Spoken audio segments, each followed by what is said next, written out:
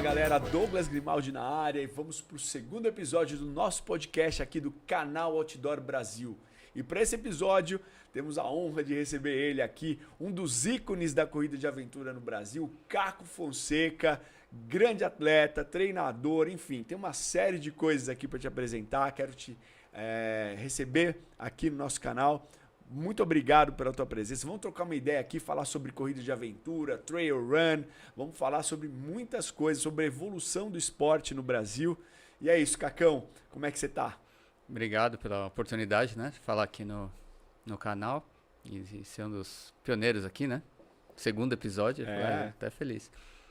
É legal, vamos falar um pouquinho, né, sobre a evolução aí da corrida de aventura pro trail, falar como é que foi toda essa transição ali, né?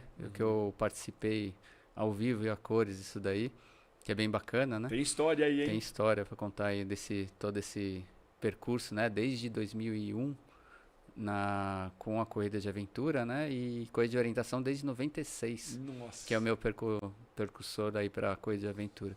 Que legal. Vambora. Bom, vamos começar então falando de corrida de aventura, Caco. Foi onde nós nos conhecemos, não é? Sim. Há muitos anos atrás, long time ago. Olha, estamos aqui em 2023, estamos falando de 20 anos, Mais Cacão. de 20 anos. Mais de 20 anos. É. E como foi legal, né, esse movimento da corrida de aventura. Tivemos um grande boom da corrida de aventura.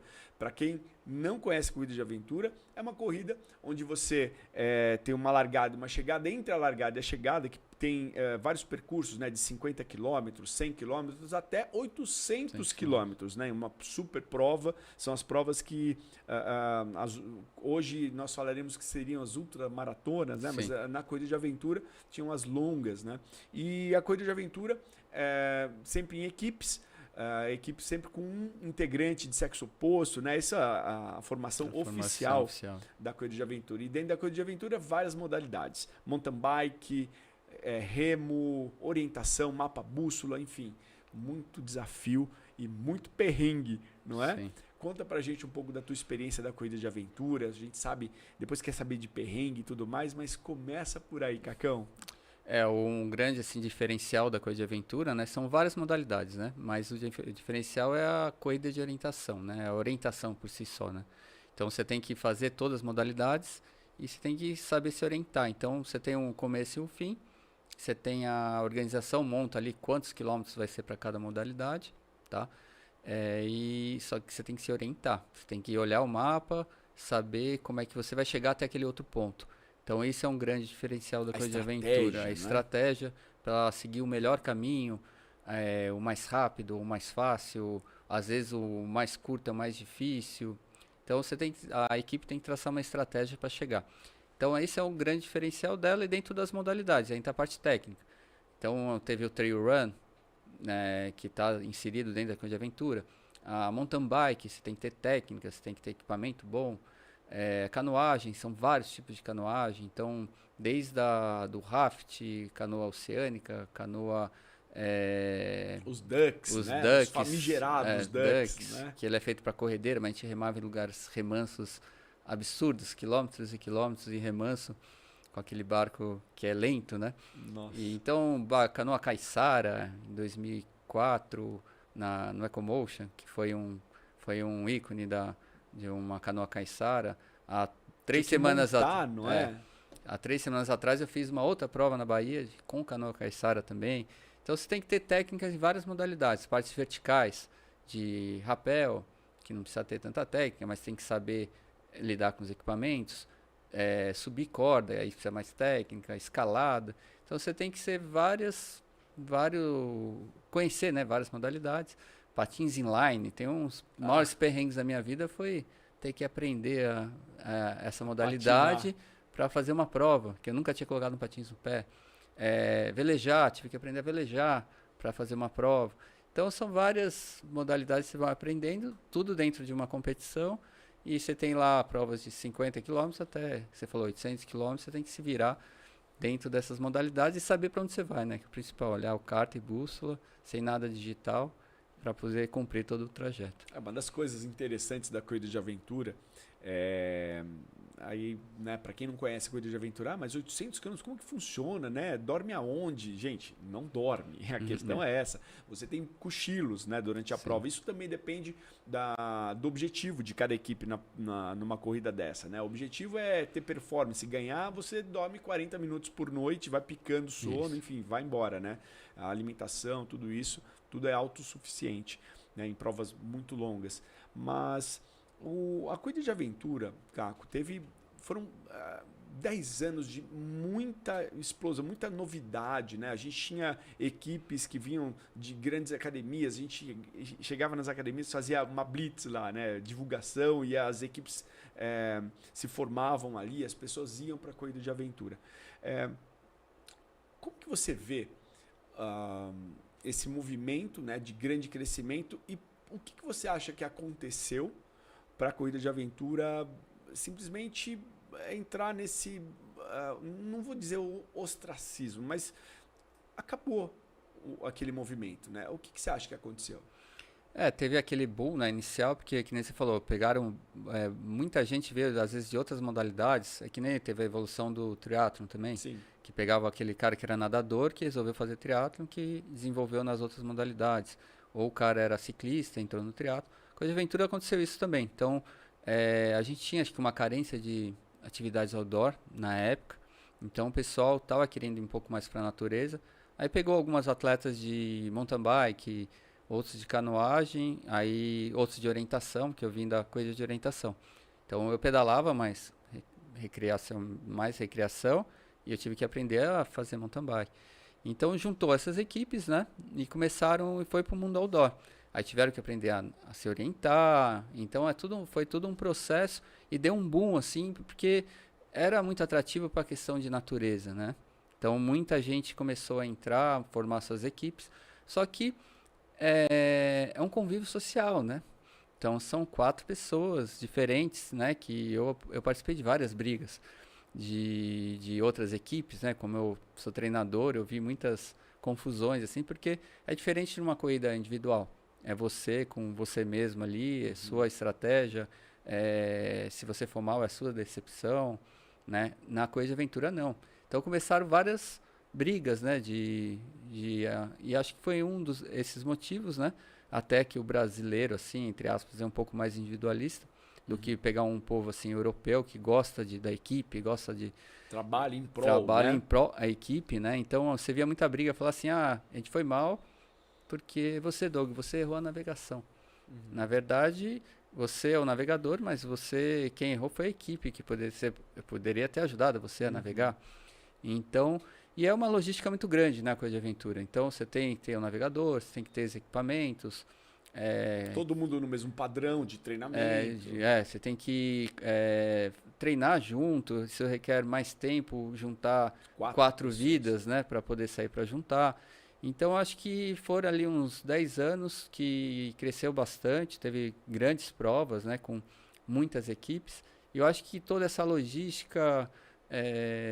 a questão navegação também, porque tem muita gente que aprendeu a navegar, mas não conseguia manter uma navegação boa em provas, em provas bem difíceis, aí começaram a desanimar e viram que e ali, não vou lembrar a data, mas em 2006, ali o trail começou a aparecer modestamente, foi crescendo, e muita gente migrou para os mountain bikes também, de longa duração, que para ser o Brasil Ride, que tinha provas de vários dias, que saiu daquele mais profissional do mountain bike para o pessoal que gosta de fazer uma prova assim, mais por treinamento, não por muita performance, né? Mas aí começaram a migrar bastante.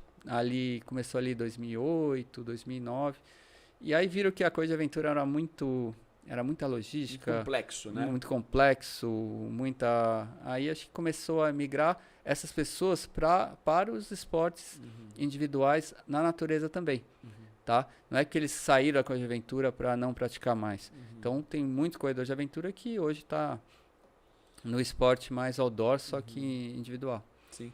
A gente teve ali, né, nessa época, só encerrando um pouquinho esse papo da Corrida de Aventura, porque tem muitas coisas aí pra gente falar. Nós vivemos alguns auges ali da Corrida de Aventura, com grandes marcas, inclusive patrocinando eventos. Sim. Tinha o Adventure Camp, no final do percurso dava um carro de premiação para a Sim. equipe, não é? E por vários anos nós tivemos uma premiação com um carro.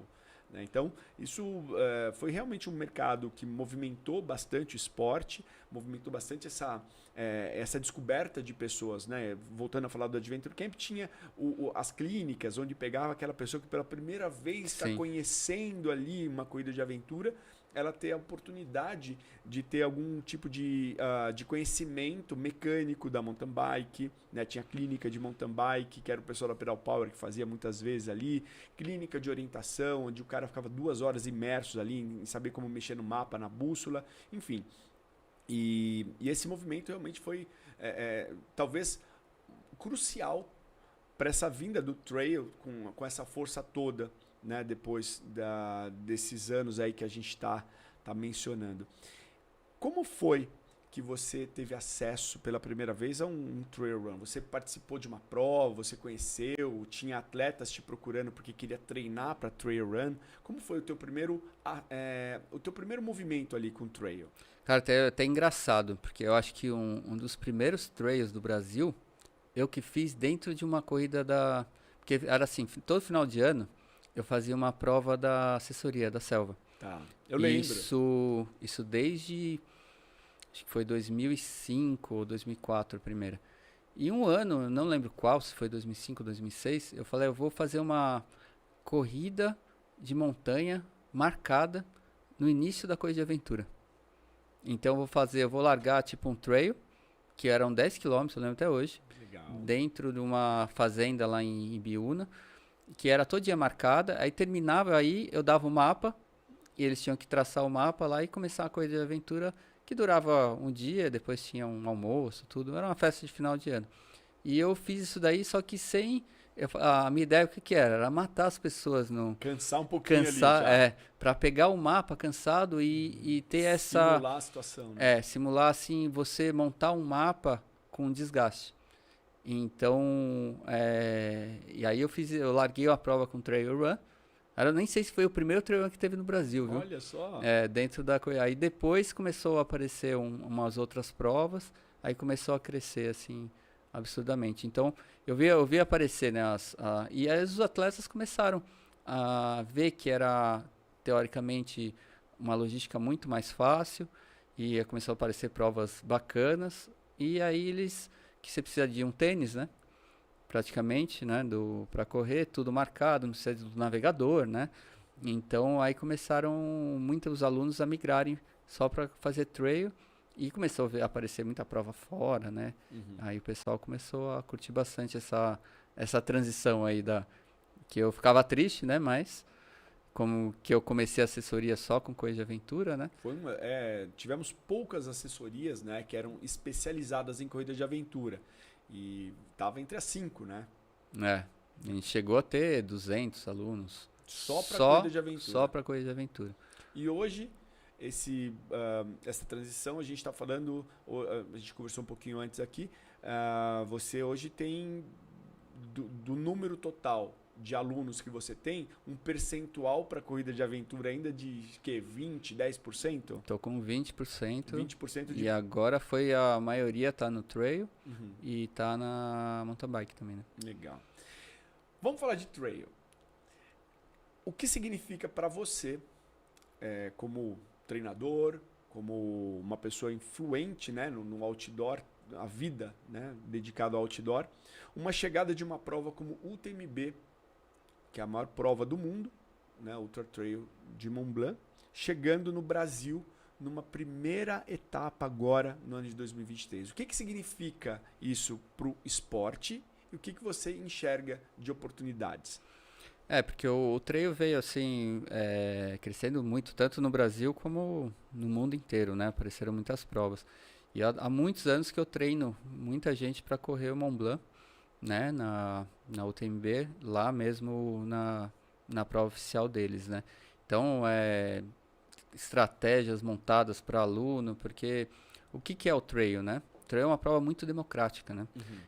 Eu vejo assim uma grande evolução da questão de corrida de rua. Por quê?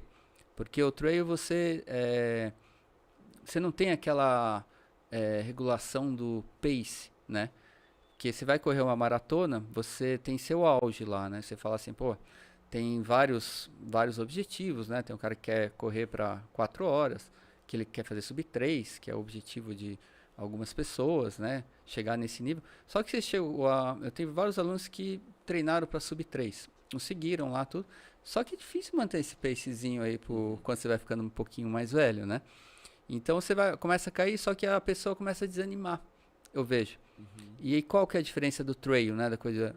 Porque cada prova, você não tem uma marcação de pace correto para falar assim, eu fiz sei lá, 6 o pace dessa daqui. Só que é diferente o pace dessa para o pace de uma outra prova, com outra altimetria, com outra porcentagem, sobe e desce.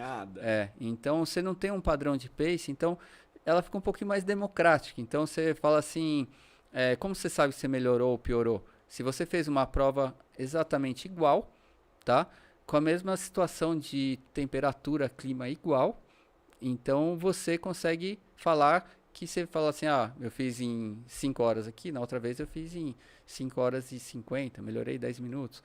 Mas você pode pegar um vento contra, que isso que é a aventura, tempo chuvoso, que vai estar muita lama, vai te segurar. Então acaba acabando a sua ritmo muda completamente. Então, por isso que eu falo que é mais democrático. Então, tem aquelas pessoas que vão para terminar, aquelas pessoas que vão ganhar, e nunca sabe qual que é o pace que vai ser. Depende toda a situação ali do clima. Isso que é aventura. E isso faz a diferença no negócio. Né? Aí você pega agora uma UTMB que entra no Brasil, vai acabar motivando mais pessoas, né? Dentro dessa, que a prova ela é democrática, tem a prova mais curta, até a muito longa, que tem um desnível muito maior, muito mais difícil, todo mundo para completar. E tem todos os seus cortes, né? Então, às vezes um aluno chega para mim, eu quero fazer a prova de 110 quilômetros, mas eu vejo assim qual que é o histórico do cara se é um aluno novo, né? Para ver se ele tem condições de chegar ali sem tomar o corte, para também não ficar desanimado, falar assim, não consegui terminar a prova. Não é, vamos começar com uma prova um pouco menor. Ou a pessoa está lá, machucou, um aluno, vamos trazer um pouco antes. Então, acho que essa prova veio, acho que para coroar e trazer mais atletas, né? Que vai ter uma divulgação grande. E para as outras provas também, né? Que dão subsídio para chegar numa UTMB e tudo mais, né? Cara, eu acredito muito no potencial, né? O Brasil tem lugares mágicos, né? Lugares muito desafiadores. E realmente o que eu venho observando, né? Muitos atletas saindo da corrida de rua, migrando para alguma coisa um pouco mais desafiadora. Né? Eu tive no mercado de corrida de rua por 12 anos. Fazia todo o circuito track and field. Eram 60 eventos por ano. E vejo, né, depois de tanto tempo, né, as provas hoje de corrida de rua estão assim. Tem todo final de semana tem 2, 3. E as pessoas estão buscando algo novo. Buscando esse contato com a natureza. Buscando essa ideia. Então eu queria que você agora desse uma dica como treinador para esse atleta, para essa pessoa que corre corrida de rua e está começando a olhar esse crescimento do trail run ou está conhecendo pela primeira vez. Qual é a sua dica? Como que essa pessoa faz essa migração do trail run, da corrida de rua para o trail run? Tem toda a questão do solo, né? Então, por exemplo, o trail, você vai correr em lugares assim com pedra, areia. Então, isso daí já entra num treino um pouco mais específico de musculação funcional, que tanto para a corrida de rua é importante, mas para o trail ele se torna muito mais importante e alguns exercícios até específicos para correr nessa situação. Então, isso daí tem que dar uma enfatizada grande, porque você vai pisar irregular, você vai ter que agachar, você vai ter que escalar, usar a mão. Então, você tem que estar um pouco mais equilibrado a questão muscular, de estabilização da musculatura, toda a questão funcional de core tem que ser bem mais trabalhado para fazer essa migração da corrida de rua para o trail. E o treino, como tem desnível, tá? Tanto para subir quanto para descer, tem que treinar também essa questão um pouco mais do que a corrida de rua, que normalmente são percursos mais planos, né? Então tem que também fazer esse treinamento de força específico, que é treinamento de subida, tá? E descida também, porque a musculatura, as microlesões que dão, principalmente no trail, que dá aquela sensação de no dia seguinte não conseguir andar direito, é uma microlesão que dá na musculatura, que se torna uma inflamação, e essa inflamação ela pendura assim alguns dias, então a pessoa fica um pouco debilitada ali depois de uma prova dessa. E é na descida, pessoal, não é na subida. Na descida que acontece isso. Então você tem que treinar, que a gente fala que é a contração excêntrica, né, do exercício. Você pode treinar tanto na musculação, como pode treinar específico também. Então é um pouco essas mudanças assim de direcionamento de treino, mas é bem tranquilo. Isso daí é treinável, dá para preparar bem a pessoa para seguir isso daí principalmente que a gente tem que sempre pensar seguir com saúde, sem ter lesão, sem fazer o exagero, né, de falar, quero correr uma prova clássica que uma vez eu tentei, mas não consegui. Eu estava numa assessoria grande que me colocaram na montanha. Aí o pessoal, todos maratonistas, meio maratonistas aqui no Brasil. KTR Campos do Jordão. E aí todo mundo, eu falei, pessoal, faz a prova curta no topo lá, que eu lembro na época era uma prova de 12 quilômetros. Aí era um grupo grande, eram umas 20 e poucas pessoas que eram maratonistas e meia maratonistas de rua. Ninguém me escutou e todo mundo se inscreveu na prova de 20 quilômetros. Meu Deus do céu, quando eles chegaram, eu estava ajudando na prova, na questão de segurança, na parte mais baixa do quilômetro da prova de 20, e eles chegaram comigo lá faltando 8 quilômetros para a chegada.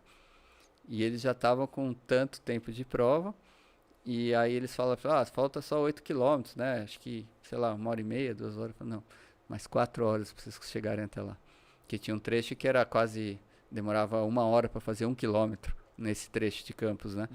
Aí então foi assim, todo mundo fizeram a prova em 7 horas, se cansaram, então eles não escutaram o treinador. Falei, não vai, comece numa prova menorzinha, vai pegando a questão da ultimate, vai entender como é que funciona e vai aumentando aos poucos até chegar numa ultra tão desejada, que é correr uma ultra do Mont Blanc, ou aqui em Paraty, uma KTR longa. Legal. E aproveita esse momento para deixar aqui o Instagram, como que a pessoa que está assistindo agora pode encontrar, não é? Selva, no Instagram, como que tá? Tá como Caco Fonseca, né? Tem todo o meu Instagram que mostra. O meu site também, que é www.cacofonseca.com. Lá tem toda a história. Aí quiser ver as maluquices da vida, coloca Caco Selva no Google, você vai ver bastante coisa que eu já fiz. Boa, quero aproveitar esse ensejo desse momento para falar. Conta pra gente alguma história, algum perrengão, teu que vale a pena. Tem alguma prova que você correu fora do Brasil que, cara, foi incrível? Conta pra gente um pouquinho. A ideia da Coisa de Aventura, eu queria... eu corri muitos mundiais, né? Muitas finais mundiais, muitas etapas mundial. Eu sempre queria fazer provas de locais diferentes, porque eu queria aprender a me lidar com a orientação em situações extremas, para quando acontecesse de novo, eu não ter aquela novidade de falar assim, eu já passei por isso, eu sei que eu consigo lidar com a minha equipe para ir para frente. Então, essa sempre foi o meu objetivo das Coisas de Aventura. Então, eu participei de prova praticamente no mundo inteiro, né? Teve prova na Tasmânia, na Austrália, teve uma outra prova na região de Melbourne, que cada prova acontece em 1 milhão de situações. Corri na França, prova com montanha, com muita escalada. Já corri em Abu Dhabi, que teve também a parte de deserto. Uau. Uma remada no Golfo Pérsico, muito interessante também. E Patagônia, várias provas na Patagônia, né? Lá no sul, Patagonia Expedition Race, já fui 3 vezes, terminei 2 vezes das 3 que eu fui, que foi um dos perrengues. Aí Costa Rica, Frio, calor, todos calor, os climas. altitude. Então a gente já pegou várias situações para deixar mesmo pegar essa experiência, né? Mas de perrengues, assim, já foram vários, né? Um frio extremo no sul da Patagônia, Terra do Fogo. Quanto foi de frio lá? A gente pegou -20 Nossa. e no verão, né? Nossa. No verão, de congelar pulmão, de ficar... A gente cruzou a Cordilheira Darwin, né? Chega no Estreito de Beagle, então foi muito frio, muito frio. E foram 4 dias para cruzar a cordilheira com totalmente autossuficiente. Então foi um desafio grande. Foi uma das primeira Patagonia Expedition que eu consegui terminar. Então essa assim, sempre acontece alguma coisa, você tem que estar preparado para, junto com a sua equipe, cruzar aquilo lá. E eu até tive os maiores ensinamentos na Patagonia Expedition foi nessa prova de 2012. No último tramo eram várias montanhas que tinham que passar por colos, né? E sempre cheio de neve, não sei o quê. E nos piores da coisa tinha um PC, tinha um cara que estava lá, um voluntário, era sei lá, um americano, francês que estava lá, com a barraca quase completa de neve, e eu tinha que assinar um papel para mostrar minha passagem ali. Eu cheguei com todo mundo da equipe, aí eu cheguei e lá você assina um papel em branco, né? Olha isso, Doug. Aí eu saí uma prancheta, assim, abri um vãozinho da barraca e passou uma prancheta com a folha em branco. Aí eu assinei meu nome lá, né? Aí eu perguntei pro cara, que lugar que a gente tá, né? Aí o cara abriu a barraca, colocou a cara pra fora, falou assim, cuida da sua equipe. O lugar aqui, você tem que levar a sua equipe sã e salva pra fora daqui. Então, a posição é o que menos importa. Uau, que lição. E fechou a barraca, assim. Foi segundos que eu tava tentando competir ainda e... Esquece, né? Esquece, tem que cuidar do seu time para levar até o final. Que história, hein?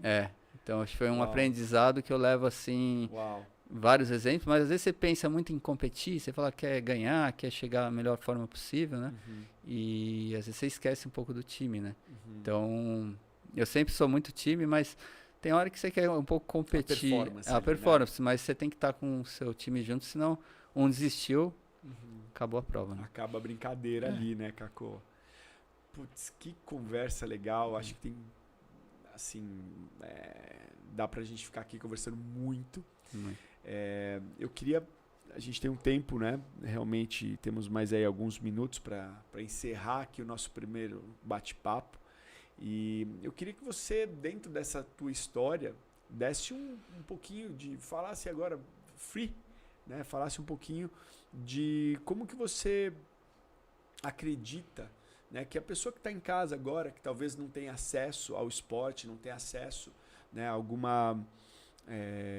algumas informações a respeito, o que você sugere, né? Qual que é a tua ideia, como é que você, com toda essa experiência, pode trazer um pouquinho para essa pessoa que está em casa assistindo a gente aqui, para que essa pessoa se movimente e vá, né, de repente encontrar com a gente em alguma prova, né, nessas próximas que temos ainda em 2023. O que a gente assim tem que pensar é que primeira coisa é que a atividade física, você vai para uma academia, você vai para fazer uma caminhada, você vai correr, você vai pedalar, você vai remar, né, que a gente tem pouca cultura de remo, mas é uma atividade também bem interessante. Você tem que pensar a primeira coisa que é saúde, né? Você tem que saber que aquilo ali vai estar fazendo bem para você cumprir até as suas coisas do dia a dia, né? Então, quando você pensa em atividade física relacionada à saúde, você tem que ter 4 pontos importantes. Uma questão aeróbica, né? Você tem que ter essa parte aeróbica, tem que ter uma parte muscular, porque você vai subir uma escada, você não tem força no músculo, você vai chegar no final estafado, tudo, aí você mostra que sua saúde está um pouco abaixo. Outra questão é a parte de composição corporal, né? A pessoa que tem mais gordura tem maior prevalência até alguma doença. E tem a outra questão vamos lá, aeróbio, muscular, parte de... Tem mais uma. Daqui a pouco. Alimentação. Toda a parte de alimentação, porque tudo é um conjunto, né? Você começa a se exercitar, vem tudo num pacote que é comer melhor, você ter mais hábitos diurnos, né? Também de ficar mais, ter mais atividade. Então isso daí já, sem pensar nesse ponto primeiro e não falar assim, quero fazer por questões de performance. Não, primeira coisa é saúde, né? Você tem que pensar nisso daí. E tem várias provas, né, que você pega assim da natureza, que você vai para umas cidades legais, você vai conhecer, né, locais legais, pessoas legais que estão com aquela mesma vibe da atividade ali, e uma atividade segura, né, porque são provas que são super pensadas, né, que são de logística, de segurança de todos os atletas, para trazer ali o direcionamento é para que a pessoa termine, né? Que termine. E uma das coisas que eu vejo, que eu tenho visto também, é que não tem padrão, né, cara? Eu tenho visto pessoas acima do peso fazendo a prova de trail run, tenho visto pessoas mais velhas, tenho visto tudo, cara. Então, como você mesmo falou, né, o trail run é muito democrático. É democrático. Então, tem aí todos esses perfis. Então, enfim, você que está aí assistindo e acha que não dá, imagina, esse negócio não é para mim, não. Venha conhecer um pouquinho mais, que você vai ver que tem aí grandes transformações pela frente. Se não quiser correr, anda. Se Ou quiser correr um assistir, pouquinho, vai lá assistir. Na próxima, se for assistir na próxima, você participa. Certeza. Caco, prazer, que conversa boa. Temos aí muito conteúdo ainda para trazer aqui no canal. Esse é só o primeiro passo. Queria agradecer a tua presença, foi incrível, né? Mais uma vez a gente vai deixar aqui, né, os seus contatos aí para que as pessoas que queiram entrar para esse mundo, para esse universo outdoor, te conheça, vá lá pesquisar um pouquinho mais sobre a tua vida. Então, muito obrigado e tem mais coisa aí pela frente. Obrigado pela oportunidade, né, de mostrar. Então é só mesmo entrar no site lá, tem todo o histórico, mostra ali como contactar, quem quiser entrar, porque eu sou focado mais nesse treinamento para esporte na natureza, né? Então que eu quero trazer o máximo de gente no que a gente gosta de fazer, gosta de se enfiar, né? Queremos. Valeu, Macacão. Valeu. Tamo junto. Let's go everywhere.